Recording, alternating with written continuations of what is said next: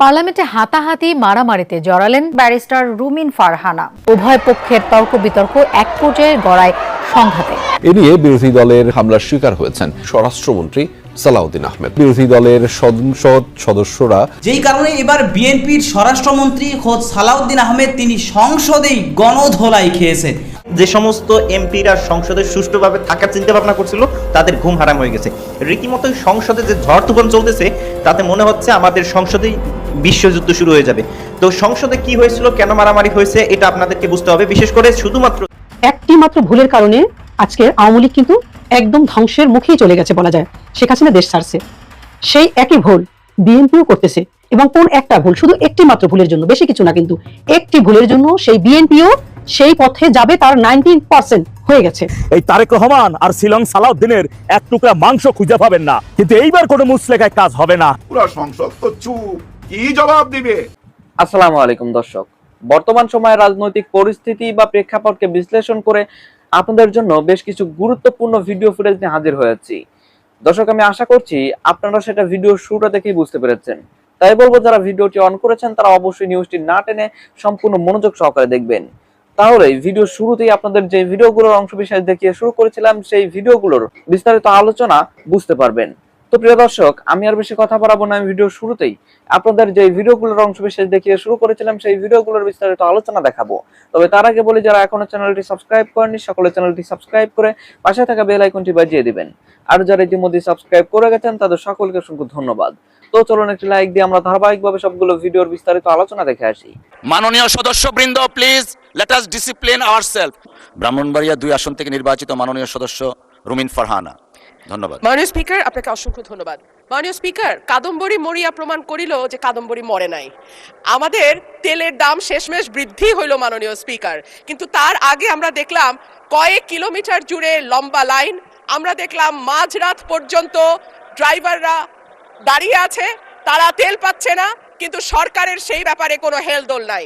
আশ্চর্য হয়ে লক্ষ্য করলাম মাননীয় স্পিকার, মন্ত্রীরা যখন সংসদে বক্তব্য দেন তখন তারা অবলীলায় বলেন বাংলাদেশে জ্বালানির কোনো ঘাটতি নাই, কিন্তু মাননীয় স্পিকার যখন তেল নিতে যায় তখন দেখা যায় 3 কিলোমিটার লম্বা লাইন। যদি জ্বালানির কোনো সংকটই না থাকে তাহলে এত লম্বা লাইনই বা কেন?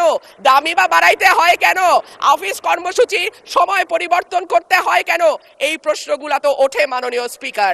মাননীয় স্পিকার, আপনার মাধ্যমে এই সংসদের কাছে আমি জানতে চাই, জ্বালানি মন্ত্রীরা যখন গণমাধ্যমে কথা বলেন তখন মনে হয় বাংলাদেশে আল্লাহর রহমতে কোনো সংকট নাই।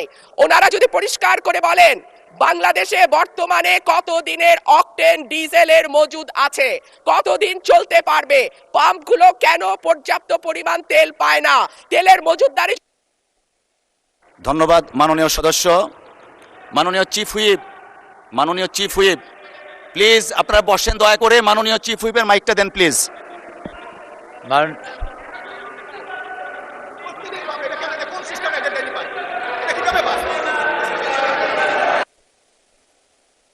মাননীয় সদস্যবৃন্দ,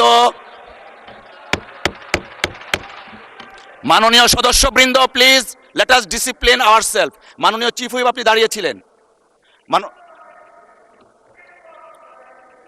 মাননীয় বিরোধী দলীয় নেতা।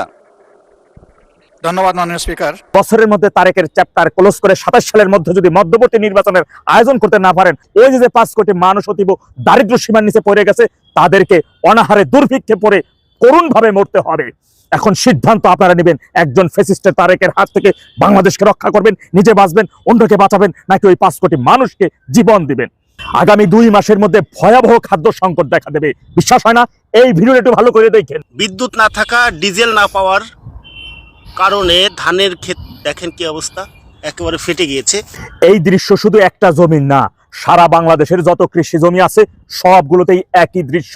এই মুহূর্তে ধান গাছে থোড়া চলে আসছে, ধান চলে আসছে, কিন্তু পানির অভাবে তারা সেচ দিতে পারতেছে না, আর মেশিন চলতেছে না, তেলের অভাবে। আর এই মুহূর্তে যদি জমিতে আপনি পানি দিতে না পারে, তাহলে এই ধান গাছে কিন্তু ভিতরে চাল থাকবে না, সব চিড়ায় পরিণত হবে। এখন কৃষকেরা সকাল থেকে লাইনে দাঁড়াইয়া যায় 10 কেজি টিএসপি সারের জন্য, সন্ধ্যা হইয়া যায় সার পায় না, কারণ ডিলারে তো সার নাই। যে পরিণতি 1 থেকে 6 সালে বাংলার কৃষককে করতে হয়েছে। আজকে 1 মণ আলু বিক্রি করতে গেলে পার 100 থেকে 150 টাকা মন পায়, যাতে তাদের ভ্যান ভাড়াও হয় না। এরই মধ্যে দেখছেন তারেক রহমান, এই ফ্যাসিস্ট তারেক, এই 2 মাসের মধ্যে 53,000 কোটি টাকা ঋণ করে ফেলছে। এই গত 1 সপ্তাহের মধ্যে 3,000 কোটি টাকা শেয়ার বাজার থেকে লোপাট হয়ে গেছে। হরমুজ প্রণালী যখন বন্ধ ছিল তখন তেলের দাম বাড়ায় নাই, এখন হরমুজ প্রণালী খুলে দিয়েছে, এখন 20 টাকা লিটারে কেন বাড়াইছে? জ্বালানি মন্ত্রীর সংসদে দাঁড়াই বলছে, ইতিহাসে বাংলাদেশে বর্তমানের মতো করে কখনোই এত পরিমাণ তেল মজুদ ছিল না। তাহলে পাম্পে তেল নাই কেন? তাহলে কেন কৃষক সেচ দিতে পারতেছে না? কৃষক এবং পাম্পে যে সকল ভাইরা তেলের জন্য লাইনে দাঁড়াই থাকেন, সিলো দাঁড়াই থাকেন, তারা প্রশ্ন করুন। তার মানে কৃত্রিম ভাবে তেলের সংকট তৈরি করে দেশকে ধ্বংসের দিকে নিয়ে যাওয়া হচ্ছে। ভাইরা আমার, তেলের জন্য পাম্পে দাঁড়াইয়া না থাইকা আন্দোলনে নামা শুরু করে দিন। সংগ্রাম করতে হবে, 2 সাইডে পাম্প দরকারে ঘুরাই দিতে হবে। কিন্তু আপনারা যদি ওইখানে ভদ্র হবে লাইনে দাঁড়াই থাকেন, যেহেতু মন্ত্রী বলছে তেলের অভাব নাই, তাহলে তেল কোথায়? IMF এর 4র্থ কিস্তির টাকার জন্য বর্তমান অর্থমন্ত্রী আমির খসরু মাহমুদ চৌধুরী তাদের জুতা পালিশ পর্যন্ত করছেন, হাত পা টিপে পর্যন্ত দিচ্ছেন, কিন্তু তারা 4র্থ কিস্তির টাকা তারা দিতে অস্বীকৃতি জানাইছে। তার আগে 2 মাসে দেশ থেকে 53,000 কোটি টাকা লোন করা, এমনকি 3,000 কোটি টাকা 1 সপ্তাহের মধ্যে শেয়ার বাজার থেকে খাইয়ে দেওয়া, এখন আবার বিদেশিদের কাছে $2 বিলিয়ন সে অর্থ সহায়তা চাইছে। আর এরই মধ্যে আবার IMF 4র্থ কিস্তির টাকা দেবে, টাকা শোধ যেই রাষ্ট্র দিতে পারবে না, এই সরকার দিতে পারবে না, এটা IMF ভালো করে বুঝতে পারছে, যে কারণে তারা 4র্থ কিস্তির টাকা বন্ধ করে দিতে। যখন লোনের টাকা দিবে না, তখনই এই সরকারের অর্থ উপদেষ্টা বলতাছে যে বিগত সরকার, আওয়ামী লীগ সরকার IMF এর সাথে চুক্তি করা ছিল মারাত্মক ভুল, কিন্তু যুক্তরাষ্ট্রের সাথে ডেভিল ইনুজি গোলামি চুক্তি করছে, সেটা ছিল মারাত্মক ভালো। নাকি বাংলাদেশ 80% উপরে সারের উৎপাদন কারখানাগুলো বন্ধ হয়ে গেছে। হামের টিকার অভাবে 500-এর অধিক শিশু এই পর্যন্ত মারা গেছে, প্রায় কয়েক হাজার শিশু মৃত্যুর সাথে পাঞ্জা লড়তেছে। আজ পর্যন্ত একজন শিশুকে এই বর্তমান স্বাস্থ্যমন্ত্রী দেখতে যাওয়ার সময় পায় নাই, অথচ খালেদা জিয়ার বাসার কাজের বুয়ার বেটি অসুস্থ, ঢাকা মেডিকেলে ভর্তি, সেইখানে ছুটে গেছে জানোয়ারটায়। দর্শক, আমি আশা করছি আপনারা সকলে অত্যন্ত মনোযোগ সহকারে সবগুলো ভিডিও দেখেছেন। এমনকি দর্শক, যদি এই ভিডিওগুলো সম্পর্কে আপনাদের কোনো মতামত থেকে থাকে তাহলে তো অবশ্যই জানাবেন। দর্শক, নিউজটি শেষ করছি এখানেই, ফিরছি পরবর্তী নিউজে নতুন কোনো টপিকে।